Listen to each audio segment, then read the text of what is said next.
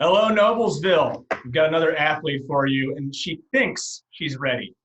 At least that's what she told me. She says, I think I'm ready. So we're going to see. So I want you to meet Jane Donahue. Jane is right here. Unless your screen is flipped for whatever reason, then she's over there. That would be strange. But uh, I'm really excited to have Jane with us today. She swam for me at SwimMAC. She had a lot of swimming before that, and then she went on to swim at Penn State.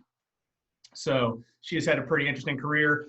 She is a junior going into her senior year. We were just talking about her doing her online schooling and how she's got stuff every day that she's got to call into and do a video Zoom for her classes. So if you're not doing that for your schooling, be happy.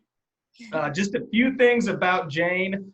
When I think of Jane and why I wanted to have her on here is because I think at the end of the day, she took on a leadership role more than anyone else in the group that I saw. And she might not know that, but she took on this awesome leadership role where she kind of became, and this is not like a derogatory, but like the mother hen for everyone. Everyone kind of went to Jane because she could keep everyone on the same page and keep the peace. And she just became this awesome leader for the group that we had at SwimMAC. She has one of the best positive attitudes I have seen all the time. That's part of why she was such a great leader.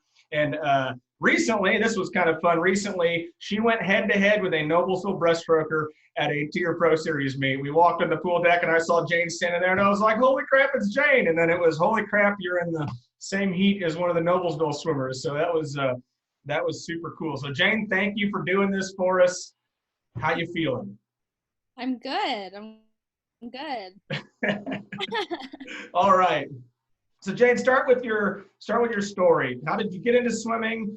As an age group swimmer, how was it? Talk about being a senior swimmer, open swimmer, and then going into the college world and where you're at now. Okay, yeah. So growing up, I did a bunch of sports. My mom put me in like all these sports. I did basketball, soccer, swimming for like my summer league team, and Irish dance. And so I just like fell in love with swimming, doing summer league, and I just liked having fun with my friends, competing. And my mom was like, okay, now you gotta like pick one sport to do. And I was deciding between swimming and Irish dance because I loved them both. And then I decided to do swimming. So I picked swimming and I decided to start swimming year round. So I actually started swimming year round at a club team called Nomad. It's in Charlotte. And back then, I started swimming when I was like 9 year round. So I was pretty competitive, but I just wanted to have fun and spend time with my friends, get to know people, but also like get some good work in and stuff like that. So, I really just like for a few years, I wasn't the best swimmer. I was just there, putting hard work in, but just trying to have fun at the same time. And then when I turned 12, I switched groups, swim groups, and I was swimming for like the head coach of Nomad. And that's when I really knew like I wanted to continue to swim in college and throughout high school and all that, just because like being in that group with the head coach, I made so many good friendships. I had so many people who pushed me to be better. Like I just wanted to have a positive attitude through everything. And at that age, I really didn't have many like injuries or like setbacks like that. So like everything was great, I was living life, swimming. And then I got to high school, and my high school, I went to a small school, and it was like the third year of it being open. And so we didn't have a swim team. And I really wanted to have a swim team in high school. So my dad, he's an official, so he decided to help me start a swim team at my high school. And he actually was the coach of the swim team. And so I swam for him, and I like grabbed my high school friends, like, come on, like it will be fun. And so we just swam together for my dad in high school. And then I think I was a sophomore in high school when my coach at Nomad left, and I decided to go to SwimMAC. And that's when I met some new people, started swimming for Alex, and just had a great time. But and then when I was in high school, I had a back injury, and just like it's from overuse. I had 2 herniations in my back, and I think it's really important when you have a setback or when you have an injury to just like, I didn't do this right away. I continued to push myself through the injury because I was like, it's no big deal. I just want to reach my goals and all that. But I think it's really important to step back and just like let your body recover a little bit so you can keep pushing forward in swimming. And then, I continued to push through my back and it got better. And then I started the recruiting process for college, and I was deciding between NC State, Indiana, and Penn State. And I just had a gut feeling about Penn State. And so I decided to go there. And then my first year, when I was a freshman at Penn State, it was so much fun getting to like experience college swimming and seeing new people and like learning from these amazing coaches who are, have so much experience. And so it was just like my freshman year up until December, I was swimming fast. I was training hard. Like I was nervous, obviously, because I was a freshman and it's a new team, but I was trying to stay positive. And then in December, I actually hurt my back again. And, I tried to push through it. And then I took like half a year off to rehab it, came back sophomore year and swam again, and had a great year. And then junior year came and I had another setback with my back. This time I couldn't continue to push through it. I was told like by my doctors that I wouldn't be able to compete at the level I wanted to, and that, I really needed to think about my future for this, because back injuries are very serious, whereas like you could do something to hurt it and, like you could be paralyzed, you could, stuff like that. So I really had to think about it, like what I wanted to do. And just thinking about my decision of like whether I wanted to continue to swim and push through this pain or to take a step back and like help my team in different ways. My main focus was being there for my team, doing things for my team. And I decided that, that was my goal. I wanted to do everything I could to help the team succeed. And I think that I can do more outside of the water than in the water at this point. So I decided to take a step back and medically retire from swimming. But now I am the first student assistant coach. And next year, I'm going to have a lot of responsibility with coaching and still like leading on the team and keeping everyone positive at meets, leading cheers and stuff like that. But yeah, like that's kind of my story. Yeah, that's so cool. It's neat because when I met you and I saw you kind of, you moved into SwimMAC, so it's not like you had this presence there for a long time, but Yep. You worked your way into a position where you became that leader. And I think it's really interesting, it's not that being a leader is something you're just born with. You learn how to do it as you go. But for you, it's like your family started the high school swim team, and then you became the leader at SwimMAC, and now you're stepping into even more of a leadership role because you realize that you can help people outside of the pool, and you want to stay involved. So it's cool for me to hear because I saw a piece of that, when you were at SwimMAC. So it's very unique. High school swimming is very different in Indiana than it is in North Carolina, and it's very unique to hear that your dad and you essentially started your high school swim team. So you had to step into this role as a leader in a weird way because it's just had never been done before. So we always have kids that are getting older through the program. What are some things that you would say are important for someone stepping into a leadership role? Whether it's they've been on the program for a while, they haven't been on the program for a while, something brand new, something the team's never done before. What are some of those things that you think made you really successful as a leader? I think like when you're a leader, you need to take in consideration everyone's ideas and thoughts. Um, and I'm like, I care about other people so much and I want to support other people. So I think that's really important, supporting other people's goals. And also I think being a leader, especially like in college, you need to make sure everyone's on the same page with their, like if you have a team goal, you need to make sure everyone's on the same page to reach that goal. Whereas you need to do things that are necessary to remind people that, you know, like we want to do this. So like your actions aren't following that. So, you know, like you need to change what you're doing, you know, something like that. Yeah. I think it's also just keeping a positive attitude towards everything. And, you know, like if you have a bad race or if you see someone have a bad race, like go up to them and like talk to them about it, but then like make sure they come back to the team and like cheer with the team so they don't just like sulk on that bad race and like that. So I think just like being a leader it's important to care about others and help others through their struggles too. Yeah. What's the hardest part about being a leader for you? That's a tricky question. I think when you have those people who aren't on the same page and you have to have like a hard conversation with them about their actions and like what they need to change.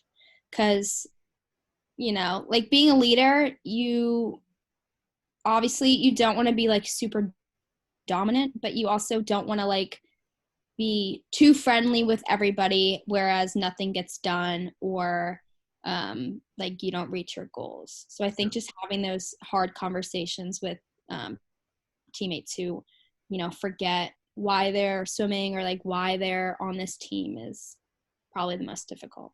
Yeah. Awesome. So you talked a little bit about your back and about how dealing with that, you had to rely on your teammates and you had to rely on these things. What were some of the things, and I guess, could you go into more detail about that moment when the doctor pretty much said, like, this is where you're at, you're not going to be competing where you want to be. You know, what were some of the things that you had going on in your head? How did that change your perspective with what you had done and what you could do moving forward? Yeah, so whenever somebody says something that to me, like that to me, like, oh, you can't do it, you know, like it just like makes me want to do it even more. It motivates me. Like I'm a fighter. Like I want to fight through it.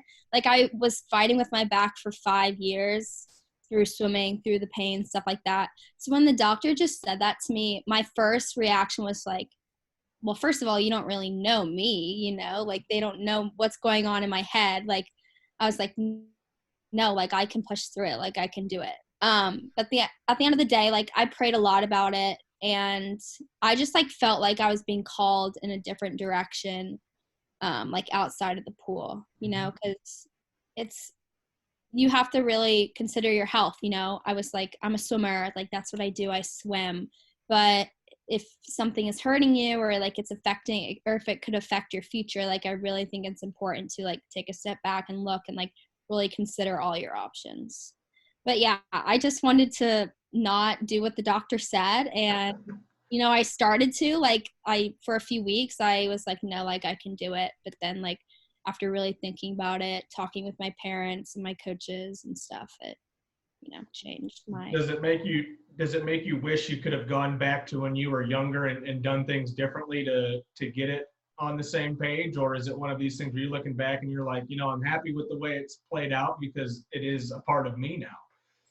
Yeah. I think, I mean, obviously I would still love to be swimming. Like I would give anything to be swimming like my last year at Penn State. But I don't think I would change like my past because now I can help other people who are struggling with injuries. Like I can give them advice. I can help them work through it. You know, like I just want to like be a positive example of, you know, like it's not the end of the world. It doesn't make you weak, like medically retiring or having an injury. Like just because you can't swim doesn't mean like you're weak or something like that, you know? And I think it like my past experience helps me relate to other people. Like, I want to be an occupational therapist. And so I think having that perspective of like having setbacks and injuries and stuff like that, like pretty big injuries that impacted, you know, the way I thought of who I was, like as a swimmer, is super important, especially like in my future career. So no, I don't think I would change what happened, especially because I'm so happy where I am now that I can like help my team on so many different levels rather than just like swimming, you know, like, I don't know, it just makes me happy thinking of next year. Halfway through this next season, as you are the first ever student college assistant, we're going to have you back on here and we're going to ask you what things are driving you crazy is almost being in a coaching role. Just to So I think there were very, very, very few times that you were not smiling on the pool deck. Like Jane is always smiling. It's like she is never in, I can't say never, but you know, it's just that she was always with such a positive attitude. Where did that come from? Is that were you just like a happy baby and it's always been happy for you, or is that something that you were taught, or was that something that you have to really work on? How are you such in a positive attitude all the time? Well, I don't think I'm in a positive attitude all the time, but I don't know. I think it's partly the way I was, I don't know, the way I was taught growing up. Just, you know, like, I don't know, my parents really instilled in me, like, have a positive attitude, treat people with respect, you know, have fun with whatever you do. But I also think it's definitely things that I've learned. I think when I first got injured, I, you know, obviously I wasn't happy, you know, like it was swim. But then I think I just realized, like, being negative all the time is not going to help you feel better. It just brings you down. It brings everybody else down. Like, one negative person can bring everybody else down. So I think I just like remembered that and was just like, okay, I just need to be positive, because, you know, like, once you smile more and have more fun, like, you're just happier, you know, like, fake it till you make it, you know, smile and then you're happier, you know? So I think that's just kind of what I started doing. And then I really just wanted to follow through with being positive just so I wouldn't bring other people down.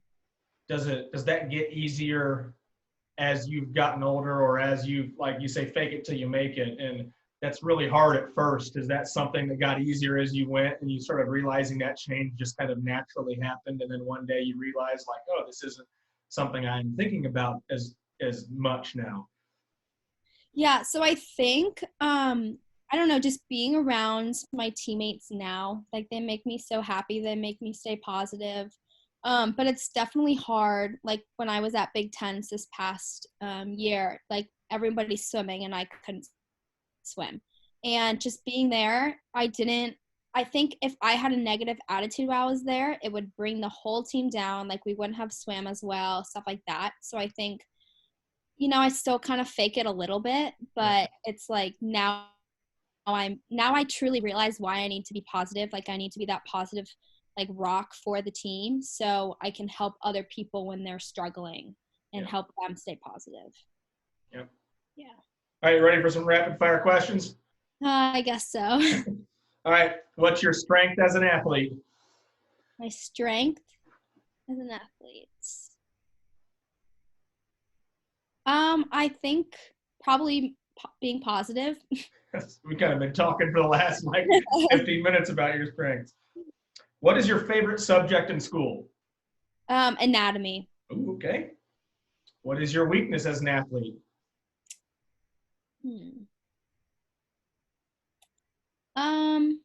I think probably being too hard on myself. I think a Mm-hmm. lot of athletes are very hard on themselves, so I think that's definitely one of my biggest weaknesses. When do you recognize when you're being hard on yourself, or is that like, does it take some time for you to realize, like, okay, I was too hard on myself right there? Like, in the moment, I can't realize it. I don't see it, but looking back, I'm like, okay, wow, like, I really was really hard on myself. So I think it's like both, kind of like, Yeah. yeah. All right. What is your least favorite food? Seafood. The whole category of Yeah, seafood. I don't eat seafood. Okay. The most fun you have ever had at practice. Oh.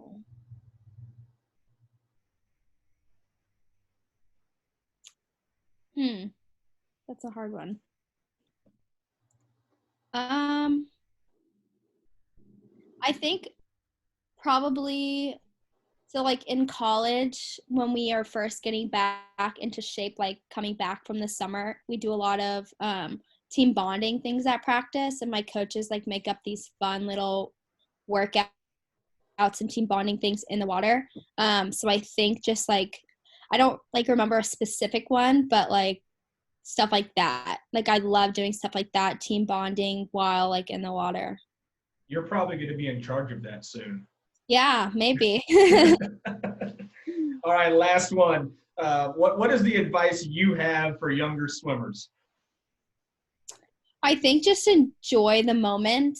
It's hard for me to live in the present sometimes, especially like when you're swimming and you're waking up at 5 a.m. to go to morning practice, and then you like go to school and you have school all day, and then you have practice again, and then you have to do homework. And I think just like try not to get in that routine or like that mindset of just like doing the motions. I think just appreciating, I know it's hard like hearing this, like appreciate waking up early because I know it's super hard to do, but like for me, like I don't get to do that anymore, like I don't get to wake up and go practice. So I think just enjoying the moment now, and that you really never know when your swimming career will be over. Like for instance, this spring, like the seniors, they thought they were going to swim in NCAAs and they couldn't, so their swimming career was over. So you really truly never know when it will be over. So I think just enjoying like every practice, every meet, staying positive. Because you never know. So Yeah. Jan, I can't thank you enough for doing this. You've been an awesome guest. thank you so much for having me. Yeah, it's super cool, and we'll be looking forward to seeing how Penn State does, and knowing that you're there kind of as this team leader now. So that's so cool, and I think it's really neat for the kids to hear, because a lot of times you don't think of these negative things that happen to you as going to be getting to you somewhere where you might have more of an impact, or might better your life in a way that you didn't see coming. And when you started college swimming, you probably had no idea that you were going to be stepping into this role that you were stepping in. But knowing the kind of role that you're stepping into, I think you're starting to feel like this is going to be maybe better than being in the water and swimming back and forth. And this is going to be really cool. So I'm excited for you. It's cool to hear. Thank you. Thank you. All right. Well, Noblesville, we will see you next time. Have a good day.